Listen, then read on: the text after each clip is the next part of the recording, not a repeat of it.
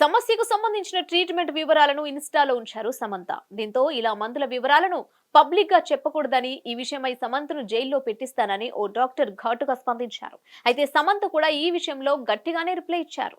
ఇంతకీ ఆమె ఏమన్నారంటే, సమంత సోషల్ మీడియాలో ఎప్పుడూ అభిమానులతో టచ్ లో ఉంటారు.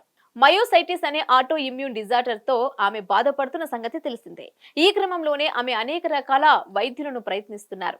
ఆయుర్వేదం, homeo, Tibetan medicine, pranic healing లాంటి వాటిని ప్రయత్నిస్తూ వస్తున్నారు. బోలెడు డబ్బును సైతం ఖర్చు పెడుతున్నారు.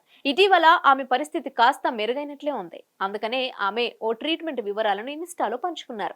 అయితే ఈ విషయమై ఓ డాక్టర్ మాత్రం ఘాటుగా స్పందించారు. కొన్ని డేంజరస్ వైద్య పద్ధతులను పబ్లిక్ గా చెప్పడం సరికాదని అన్నారు. మిస్ ఇన్ఫర్మేషన్ ను పాస్ చేయడం తప్పని అన్నారు. ఈ విషయమై తాను సమంతను జైల్లో పెట్టిస్తానంటూ పోస్టు చేశారు. సమంత కూడా ఈ విషయంలో ఘాటుగానే స్పందించారు. అందరి దగ్గర డబ్బు ఎక్కువగా ఉండదు కాబట్టి నా ట్రీట్మెంట్ వివరాలు ఎవరికైనా ఉపయోగపడతాయన్న ఉద్దేశంతోనే తాను ఇలా పబ్లిక్ గా సమాచారాన్ని పంచుకున్నానని అన్నారు. అయితే ఈ ట్రీట్మెంట్ తన డాక్టర్ పర్యవేక్షణలో జరిగిందని అన్నారు. ఇలా తనకు వార్నింగ్ ఇచ్చే బదులు తన డాక్టర్ తో డిబేట్ కి వచ్చి ఉంటే బాగుండేదని చెప్పారు.